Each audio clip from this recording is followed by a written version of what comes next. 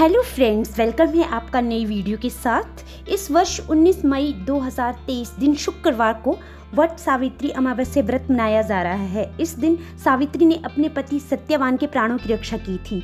हिंदू धर्म में यह व्रत अखंड सौभाग्य का वरदान देने वाला माना गया है, इसलिए सौभाग्यवती स्त्रियों का यह महत्वपूर्ण व्रत है। प्रतिवर्ष यह व्रत 2 बार किया जाता है, पहले ज्येष्ठ कृष्ण त्रयोदशी से अमावस्या तक और दूसरा ज्येष्ठ शुक्ल त्रयोदशी से पूर्णिमा तक। मान्यता अनुसार वट सावित्री व्रत करने से पति को दीर्घायु मिलती है तथा परिवार में सुख शांति खुशियों का वास होता है। इस दिन बरगद वृक्ष की पूजा करके महिलाएं अपने पति की लंबी आयु की कामना करती हैं। आइए जानते हैं पूजा विधि और कथा के बारे में। वट सावित्री व्रत के दिन व्रतधारी सुबह घर की साफ सफाई करके नित्य कर्म से निवृत्त होकर स्नान करके स्वच्छ वस्त्र धारण करें। फिर पूरे घर में पवित्र जल का छिड़काव करें। तत्पश्चात बांस की टोकरी में सब धान्य भरकर ब्रह्मा जी की मूर्ति की स्थापना करें। ब्रह्मा के वाम पार्श्व में सावित्री की मूर्ति स्थापित करें।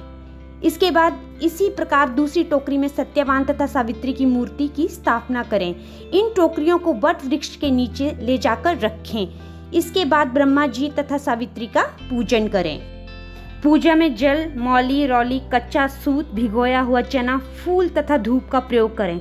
जल से वट वृक्ष को सींचकर उसके तने के चारों ओर कच्चा धागा लपेटकर 3 बार परिक्रमा करें। वट के वृक्षों के गहने पहनकर वट सावित्री की कथा सुने। भीगे हुए चनों का बायना निकालकर नगद रुपए रखकर सासू जी के चरण स्पर्श करें। यदि सास वहां ना हो तो बायना बनाकर उन तक पहुंचाएं।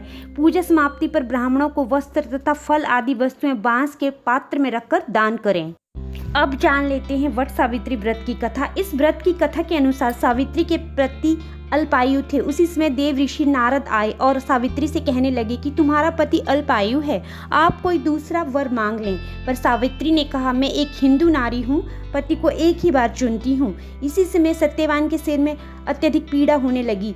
सावित्री ने वट वृक्ष के नीचे अपने गोद में पति के सिर को रख उसे लेटा लिया। उसी समय सावित्री ने देखा अनेक यमदूतों के साथ यमराज आ पहुंचे हैं। सत्यवान की जीभ को दक्षिण दिशा की ओर लेकर जा रहे हैं। यह देख सावित्री भी यमराज के पीछे पीछे चल देती हैं। उन्हें आता देख यमराज ने कहा कि हे पतिव्रता नारी, पृथ्वी तक की ही पत्नी अपने पति का साथ देती है, अब तुम वापस लौट जाओ। उनकी इस बात पर सावित्री ने कहा, जहाँ मेरे पति रहेंगे मुझे उन्हीं के साथ रहना है, यही मेरा पत्नी धर्म है। सावित्री के मुख से यह उत्तर सुनकर यमराज बड़े प्रसन्न हुए। उन्होंने सावित्री को वर मांगने को कहा और बोले, मैं तुम्हें 3 वर देता हूँ, बोलो तुम कौन कौन से 3 वर लोगी। अब सावित्री ने सास ससुर के लिए नेत्र ज्योति मांगी, ससुर का खोया हुआ राज्य वापस मांगा एवं अपने पति सत्यवान के 100 पुत्रों की मां बनने का वर मांगा। सावित्री के यह तीनों वरदान सुनने के बाद यमराज ने उसे आशीर्वाद दिया और कहा, तथास्तु, ऐसा ही होगा। सावित्री पुनः उसी वट वृक्ष के पास लौट आई जहां सत्यवान मृत पड़ा था। सत्यवान के मृत शरीर में फिर से संचार हुआ। इस प्रकार सावित्री ने अपने पतिव्रता व्रत के प्रभाव से न केवल अपने पति को पुनः जीवित करवाया, बल्कि सास ससुर को नेत्र ज्योति प्रदान करते हुए उनके ससुर को खोया राज्य फिर दिलवाया। तभी से वट सावित्री अमावस्या और वट सावित्री पूर्णिमा के दिन वट वृक्ष का पूजन अर्चन करने का विधान है। यह व्रत करने से सौभाग्यवती महिलाओं की मनोकामनाएं पूर्ण होती हैं और उनका सौभाग्य अखंड रहता है। इस तरह यह व्रत अपने पति के प्राणों की रक्षा करने तथा अखंड सौभाग्य पाने के लिए बहुत ही महत्वपूर्ण है।